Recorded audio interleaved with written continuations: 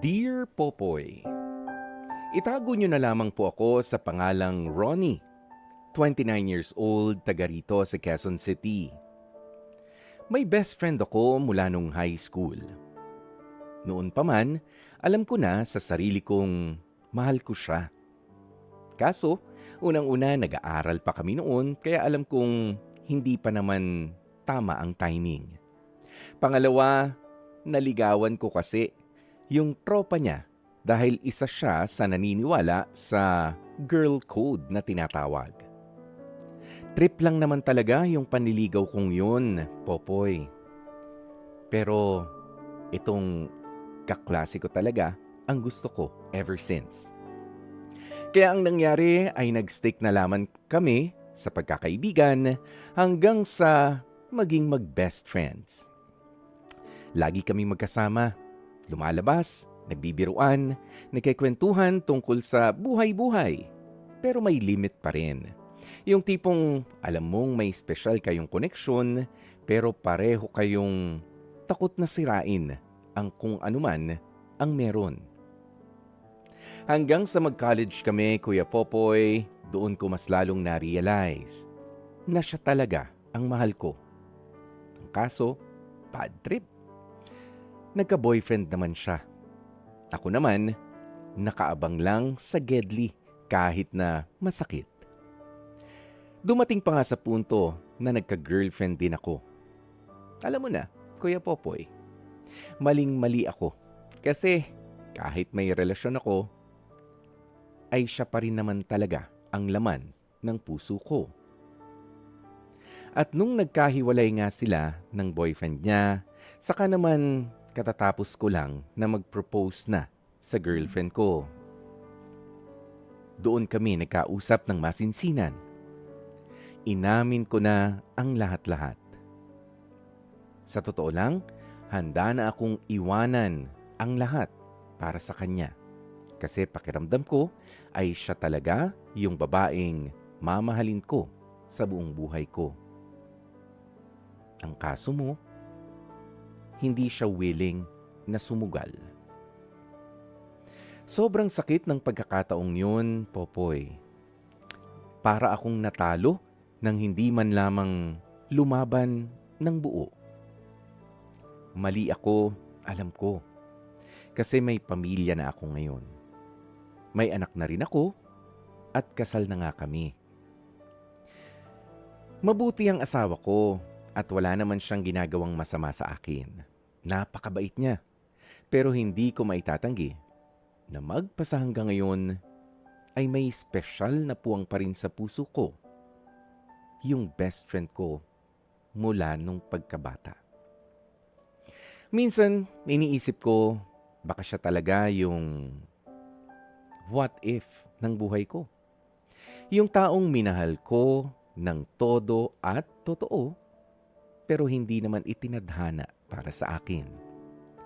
At habang tumatagal, mas lalo akong kinakain ng aking konsensya dahil pakiramdam ko ay hindi ako patas sa asawa ko na may parte pa rin ng puso kong nakabaling sa ibang tao.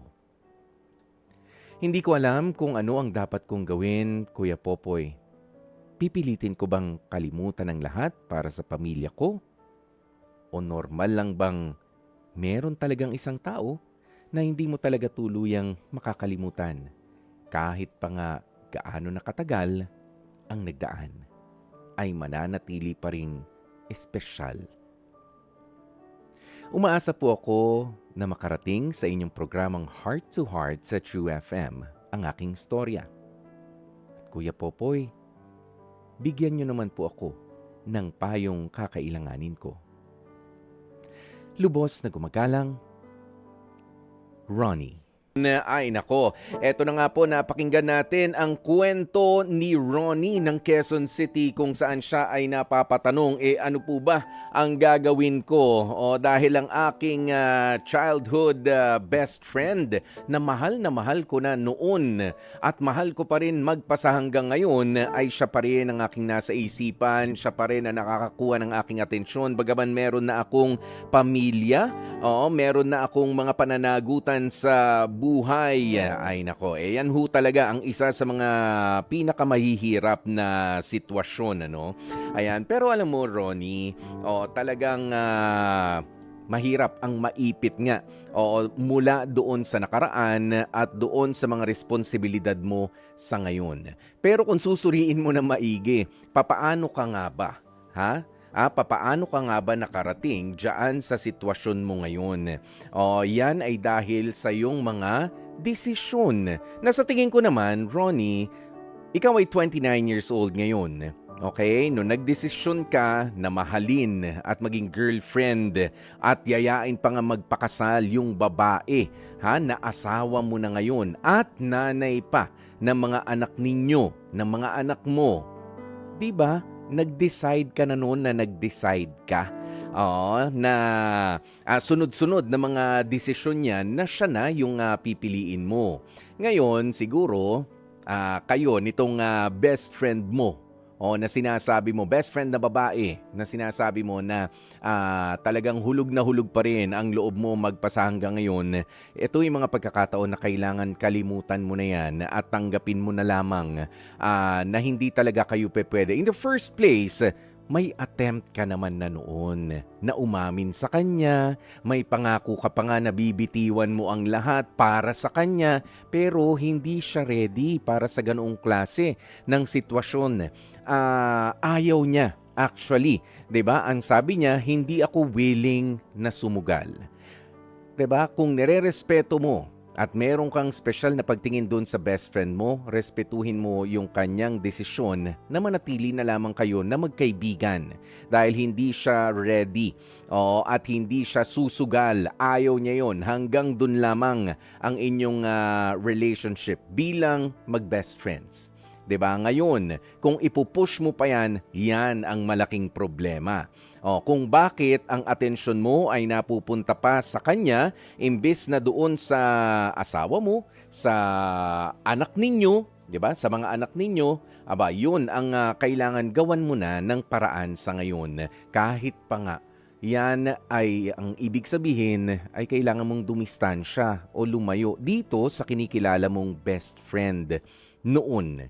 'Di ba? Dahil yun at yun din ang babalikan. Alam mo, kung talagang nirerespeto mo ang kung anuman yung espesyal na ugnayan mo doon sa best friend mo, kasi ang statement niya dyan na hindi niya man sinabi sa'yo ng direkta ay nirerespeto niya ang relasyon mo doon sa asawa mo.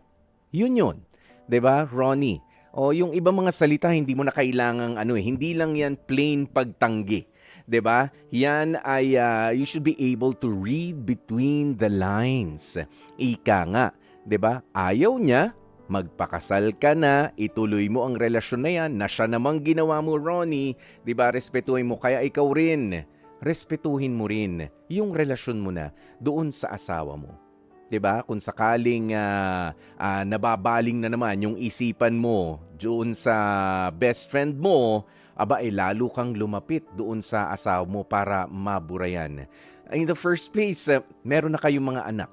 'Di ba? Hindi sila dapat ay na maging distraction lamang doon sa pag-ibig mo, doon sa ibang tao. Hindi. Sila dapat ang focus mo. Sila na dapat ang focus mo sa pangunguna nga ng asawa mo, Ronnie. Yun talaga yun. Kasi nabigyan ka na ng pagkakataon, nakapagtapat ka na, alam na ng best friend mo yan. Kaya huwag ka nang magtanong pa sa sarili mo sa ngayon. Sagutin mo na ang sarili mo na hindi talaga pwede. Hindi talaga uubra. Diba? Bilang respeto sa relationship mo as best friend.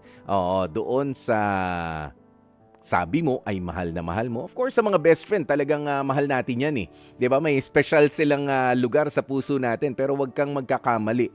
Oo, na yan ay pagmamahal katulad nung desisyon mo nung pinili mo yung mapapangasawa mo na magiging nanay, ina nung mga anak mo. Respetuhin mo sila. Sila na ngayon ang mas deserving para sa atensyon, sa pagmamahal, at sa kung anumang problema na iniisip mo. 'Di ba? Sila ang problemahin mo. Problema nila sa tuition, problema sa kakainin niyo araw-araw. Yung mga ganyan, hindi na yung, alam mo, pagka nagpamilya ka na, hindi na yung sarili mo na lang ang iniisip mo. 'Di ba? Kailangan yung iniisip mo, papaano ba ang kinabukasan namin ng pamilya ko? Ganoon na dapat, Ronnie. Okay? Huwag mo nang bigyan ng espasyo sa isipan mo na, ano kaya kung lumapit ulit ako, ipilit ko? No, natanggihan ka na.